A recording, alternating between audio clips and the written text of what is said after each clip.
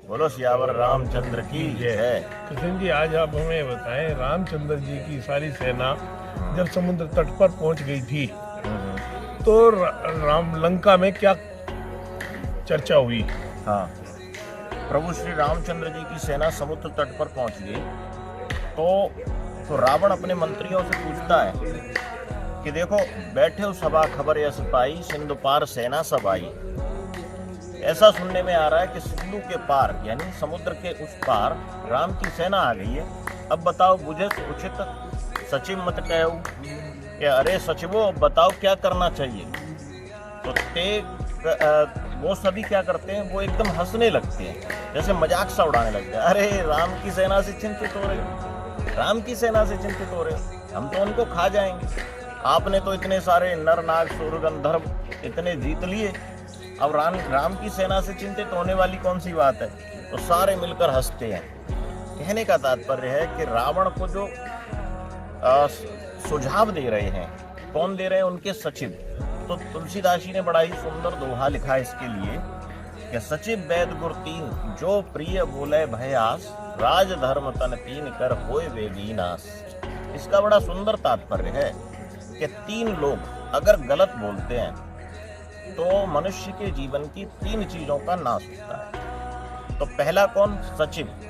सचिव अगर आपका गलत बोलेगा तो निश्चित रूप से आपके राज्य का नाश होगा, आपको गलत सुझाव देगा। सचिव किस लिए रखा जाता है? सुझाव के लिए। तो सचिव अगर गलत सुझाव देगा तो निश्चित रूप से राज्य का अहित ही होने वाला है। और वैद्य अगर आपको गलत सुझाव दे, यानी डॉक्टर आपको अगर बताए कि चिंता करने की कोई बात नहीं है, तुम कुछ भी खाओ पियो, परहेज की जगह पे अगर कुछ भी खाओ पियो की बात अगर वो कहता है तो फिर तन का नाश होता है, स्वास्थ्य का नाश होता है।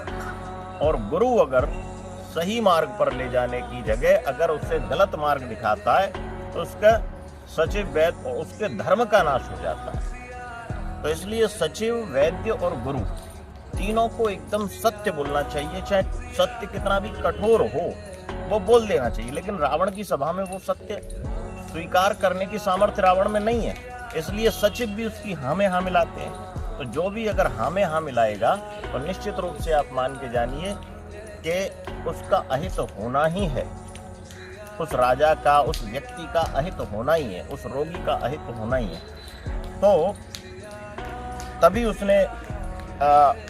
तभी जब सचिव हाँ में हाँ मिला रहे हैं तभी विभीषण वहां पर आ जाते हैं। तो विभीषण कहते हैं कि देखो, ये सचिव तो आपकी हाँ में हाँ मिला रहे हैं, लेकिन मैं आपको सत्य बताता हूँ, जो आपन चाहे कल्याणा, सुजत सुमत शुभ गति सुख नाना।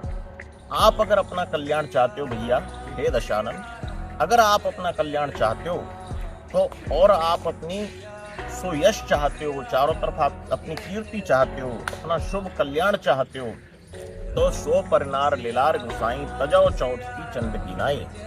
जो परनारी आपने, जिसका सीता का हरण कर रखा है, उसको चौथ के चंद्रमा की तरह त्याग दो। चौथ के चंद्रमा की तरह कैसे त्यागना?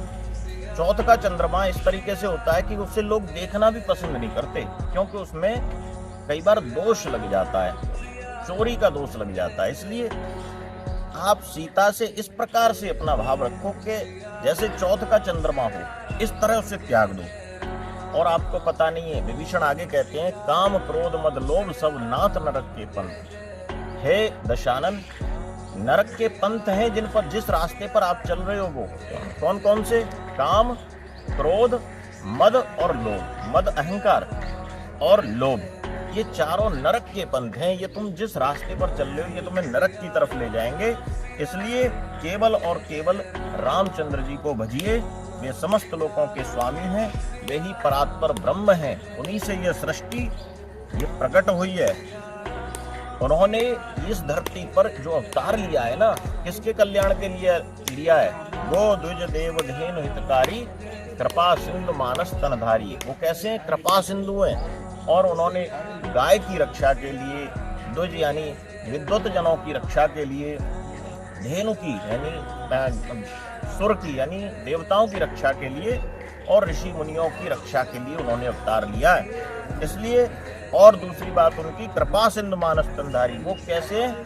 कृपा सिंधु हैं। अगर आप उनकी शरण में जाओगे तो वो आपको क्षमा कर देंगे। शरणागत को अपनाते हैं, वो त्याग नहीं करते हैं। इसलिए मेरा सुझाव यही है कि आप रामचंद्र जी की शरण में जाओ। और विभीषण आगे कहते हैं कि देखो, जिनका नाम लेने से तीनों तापों का नाश होता है, दैहिक, दैविक और भौतिक, तीनों प्रकार के तापों का नाश होता है, उनकी शरण ग्रहण कर लो। हे भ्राता, उनकी शरण ग्रहण कर लो। इन सचिवों ने तो आपको गलत राय दी है, मैं आपको सच्ची राय देता हूँ। माल्यवंत जो विभीषण के सचिव हैं, वो भी विभीषण की बातों से प्रसन्न होते हैं और वो भी उनकी हाँ में हाँ मिलाते हैं। वाह, विभीषण ने बहुत सत्य बात कही है। कठोर है, लेकिन रावण के लिए कठोर है, लेकिन सत्य है। तो रावण क्रोधित होता है, क्रोधित होते हुए कहता है कि जाओ, इन दोनों को मेरे सामने से हटाओ, विभीषण को और माल्यवंत को कोई हटाओ यहाँ से, ये मेरे सामने खड़े क्यों हैं? विभीषण, तू जीवन भर मेरे टुकड़ों पर पला है और आज मेरे विरोध में ही बोल रहा है। जब विभीषण सत्य बोल रहे हैं और सही सुझाव दे रहे हैं, लेकिन रावण की कुमति है इस प्रकार से कि वो विभीषण को ही गलत मान रहा है। तो विभीषण आगे कहते हैं, देखो, सुमति कुमत सबके उर रही, सबके हृदयों में सुमति भी रहती है और कुमति भी रहती है, लेकिन नाथ पुराण निगम अस कहीं, ऐसा पुराण कहते हैं। तो अब आपको क्या है कि अपनी सुमति को बाहर लाकर प्रभु रामचंद्र जी की शरण ग्रहण करनी चाहिए। इसलिए आपके हृदय में अभी कुबुद्धि बैठी है, कुमति बैठी है। वो रावण की सभा में, रावण के सचिवों के सामने सत्य बोलता है, और जो सत्य बोलने वाला कौन होता है?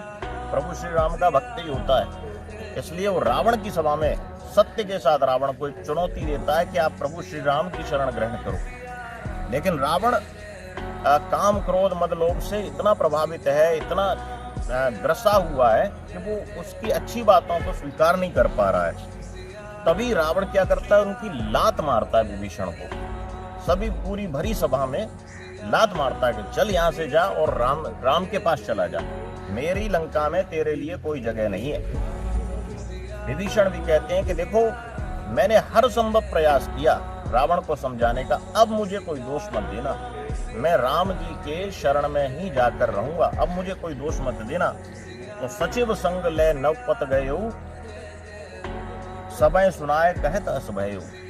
सबको ये बात कह रहे हैं कि अब मुझे कोई दोष मत देना, और वो सचिव यानी माल्यवंत को साथ में लेकर आकाश मार्ग से प्रभु श्री राम के पास चले जाते हैं। अब मुझे दोष मत देना। अस कह चला विभीषण जब ही, ऐसा कहकर विभीषण जब आगे चले, आयुहीन भय सब तब ही।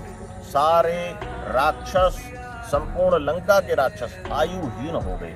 जैसे क्यों हो गए? क्योंकि जब कोई संत प्रवृत्ति का व्यक्ति आपके घर से, आपके सानिध्य से चला जाता है, तो आप मान के चलो कि आप ज्यादा जीवित नहीं रहने वाले। शरीर से नहीं, शरीर की ही बात नहीं है, आपका अस्तित्व ज्यादा नहीं रहने वाला। तो इसलिए आयुहीन हो गए हैं सब, क्योंकि अब तक उनका तपोबल इन राक्षसों की रक्षा किए हुए था।